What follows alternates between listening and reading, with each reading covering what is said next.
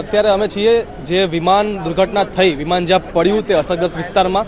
આ વિસ્તારની હાલત એટલી ભયંકર છે અત્યારે કે તમને જોઈને અંદાજો આવશે કે આ વિમાન પડ્યું ત્યારે જે બ્લાસ્ટ થયો હશે તે કેટલો ભયંકર હશે અને તેની ગરમી કેટલી ભયંકર હશે.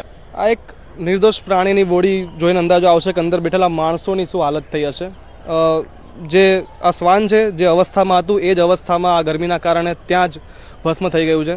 આવી જ રીતે અંદર રહેલા પેસેન્જરો અને આજુબાજુમાં અસરગ્રસ્ત જે લોકોના મૃત્યુ થયા છે તેમની પણ ડેડ બોડીની હાલત કંઈક આવી થયેલી છે. જોઈને આંખો ભીજાઈ જાય તેવા દ્રશ્યો છે. ઠેર ઠેર વિમાનનો કાટમાળ છે.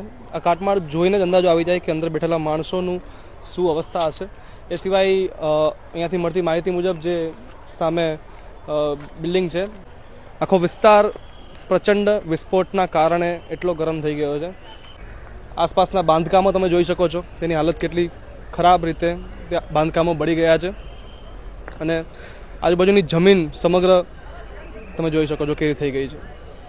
આ બિલ્ડિંગમાંથી અત્યાર સુધીમાં 15થી વધારે ડેડ બોડી નીકાળવામાં આવી છે અને આ ડેડ બોડી જેની કાઢવામાં આવી છે તે યાત્રીઓ નથી પરંતુ કેટલાક સ્ટાફ ક્વાર્ટરમાં રહેતા લોકો છે. આ તમે પાછળ જે જુઓ છો વિમાનનો પાછળનો હિસ્સો છે તે જે કેન્ટીન એરિયા હતો વિદ્યાર્થીઓનો ત્યાં આગળ પડેલ છે. કેન્ટીન એરિયામાં રહેલા બધા તમામ વિદ્યાર્થીઓના મોત થયેલા છે. બિલ્ડિંગમાં વિમાન ક્રેશ થઈ ગયા બાદ વિમાનની જે ઇંધણની ટાંકીઓ હતી તેમાં પ્રચંડ વિસ્ફોટ થવાને કારણે આજે બે બિલ્ડિંગ દેખાય છે, ક્વાર્ટર્સ દેખાય છે. એ ક્વાર્ટર્સને ભારે માત્રામાં નુકસાન થયું છે.